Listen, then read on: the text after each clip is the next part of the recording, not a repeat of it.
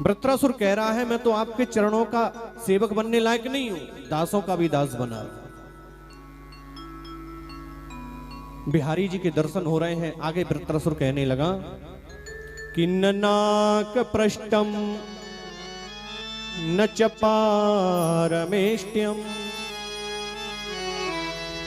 न सार्वभौमम न रसाधिपत्यम न योग सिद्धिर पुनर्भवम समंजसत्वा विरहीय कांक्षे। मनुष्य भजन काय के लिए करता है? मनुष्य चाहता है मेरी अभिलाषाएं पूर्ण हो, मेरे बेटे का विवाह हो जाए, बेटे की नौकरी लग जाए, घर में सुख संपत्ति होवे, घर में लड़ाई झगड़ा ना होवे, और मेरा बुढ़ापा अच्छे से कट जाए और मुझे मोक्ष की प्राप्ति हो जाए। इसी के लिए मनुष्य भजन करता है। हे प्रभु मेरी ओर देखो। लेकिन वृत्रासुर क्या कह रहा है?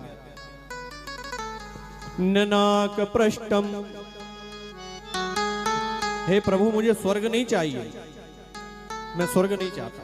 और व्यक्ति स्वर्ग में जाने के लिए आ तो रहे हम और आप, और वृत्रासुर कह रहा है मुझे स्वर्ग नहीं चाहिए। न च पारमेष्ट्यम, मुझे मोक्ष भी नहीं चाहिए। अच्छा एक बात बताओ आप, मोक्ष किसे कहते हैं? यहां से मर के चले गए, फिर दोबारा जन्म नहीं हुआ, इसी का नाम मोक्ष है? इसका नाम तो मोक्ष है ही, आवागमन से मुक्ति मिल जाए, इसी का नाम मोक्ष है। लेकिन जीते जी अपनी इच्छाओं का त्याग कर देने का नाम मोक्ष है। जिसने जीते जी अपनी इच्छाओं का त्याग कर दिया, तृष्णाओं को मार दिया, मान लो उसने जीते जी मोक्ष को प्राप्त कर लिया। मोक्ष कोई अच्छी चीज है क्या? भरतलाल जी क्या कह रहे हैं? अर्थ न धर्म न काम रुचि, गति न चाहूं निर्वाण।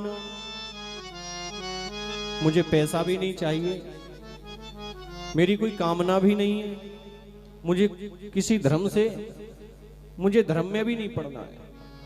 इसी धर्म को पालन करते करते मेरे घर में इतना बड़ा अधर्म हो गया। गंगा मैया कह रही थी ना भरत जी से, जब चित्रकूट पर भरतलाल जी मिलने जा रहे थे प्रभु श्री राम जी से, गंगा किनारे पहुंचे तो गंगा मैया बोली कि भरत मैं तुझे 4 चीजें प्रदान करती हूँ, 4 चीजें देना चाहती हूँ।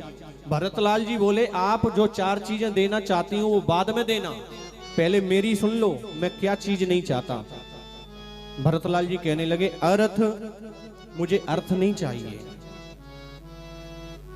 इसी अर्थ के चक्कर में मेरे घर में इतना बड़ा अनर्थ हो गया, मैं अर्थ नहीं चाहता। अर्थ न धर्म, मैं धर्म भी नहीं चाहता।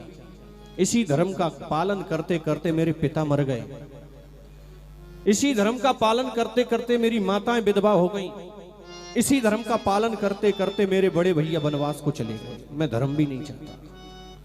अर्थ न धर्म न काम रुचि। और हे गंगा मैया मेरी कोई कामना भी नहीं है। कामना मेरी मां कैकेयी की थी, उसने अपनी कामना मेरे पिताजी के सामने रखी और मेरे घर में इतना बड़ा बवंडर हो गया। न गति न चाहूं निर्वाण। और हे गंगा मैया मैं मोक्ष को भी नहीं चाहता। तो गंगा मैया बोली यही 4 चीजें तो मैं देने वाली थी, यही 4 चीजें हैं मेरे पास तुझे देने के लिए। जब तू चारों चीजों में से कुछ भी नहीं चाहता तो क्या चाहता है? तो भरतलाल जी कहते हैं जन्म जन्म रति राम पद, यह वरदान नाल। मैं तो चाहता हूं कि मैं बार बार जन्म लूं और हर बार मुझे राम जी के चरणों की सेवा प्राप्त हो गए।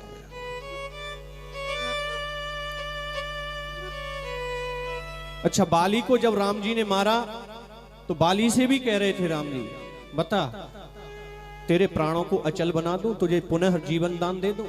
बाली बोला नहीं। तो तुझे मोक्ष दे दूं? बाली बोला ना, मोक्ष भी नहीं चाहिए। तो क्या चाहता है? तो बाली भी कहता है जे ही जौन जन्मो कर्म बस, तह राम पद अनुराग हूं। मैं तो जन्म लेना चाहता हूं और हे प्रभु मेरे कर्म बस जिस योनि में मेरा जन्म हो उस योनि में मैं तुम्हारा भजन करूं।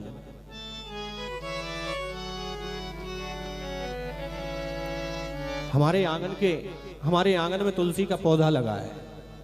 आप चाहेंगे क्या कि उस तुलसी के पौधे में एक बार पत्ते आए फिर कभी पत्ते नहीं आए? हम चाहते हैं कि मेरी तुलसी हरी भरी बनी रहे, रोज नए हरे पत्ते उसमें आए। हम चाहेंगे कि मेरे आंगन में लगे हुए गुलाब के पौधे में फूल ना आए, एक बार फूल आके फिर बिल्कुल फूल नहीं आए। हम चाहेंगे कि हमारे गुलाब के पौधे में रोज नए फूल खिले। मोक्ष कोई अच्छी चीज नहीं, जीते जी अपनी इच्छाओं का त्याग कर दीजिए, उसी का नाम मोक्ष है। वृत्रासुर कह रहा है मुझे मोक्ष भी नहीं चाहिए। न सार्वभौमं न रसाधिपत्यम। तीसरे श्लोक में वृत्रासुर कहने लगा प्रभु मैं तो आपकी याद में रोना चाहता हूं। भगवान की याद में जिसने अपनी आंखों को तालाब बना लिया और उस तालाब में पानी लबालब भर गया, और जिस दिन इन आंखों के तालाब में से पानी बाहर निकलने लगेगा समझ लीजिए आपके हृदय में भगवान के लिए भक्ति जागृत होने लगी। दुनिया के सामने रोने से कोई मतलब नहीं निकलने वाला।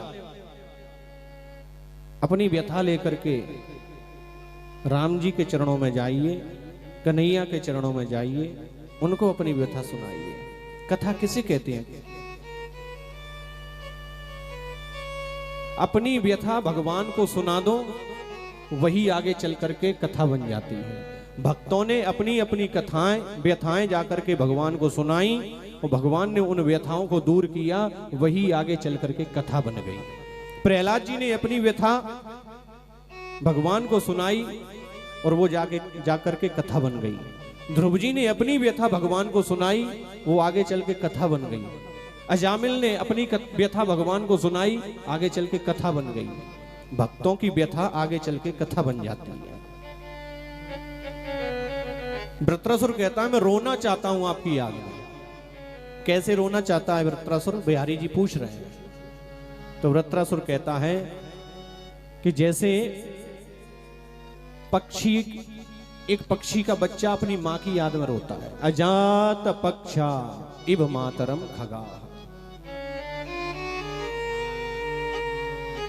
जब चिड़िया घोंसले में से उड़ जाती है दाना पानी लेने के लिए और चिड़िया का बच्चा घोंसले में बैठा बैठा अपनी मां का इंतजार करता है, वैसे मैं तुम्हारा इंतजार करना चाहता हूं। तो भगवान कहते हैं इसमें तो उस बच्चे का स्वार्थ है। वो बच्चा जानता है कि मेरी मां आएगी और मेरे लिए दाना लाएगी। तो वृत्रासुर ने दूसरा उदाहरण बताया। वृत्रासुर कहता है कि स्तन्यम यथा वत्सराः क्षुधारताः, कि जैसे सुबह गाय घास खाने के लिए चली जाती है जंगल, और गाय का छोटा बछड़ा घर पर बंधा रहता है, और फिर वो बछड़ा शाम के समय अपनी माँ का जैसे इंतजार करता है, मैं वैसे आपका इंतजार करना चाहता हूं।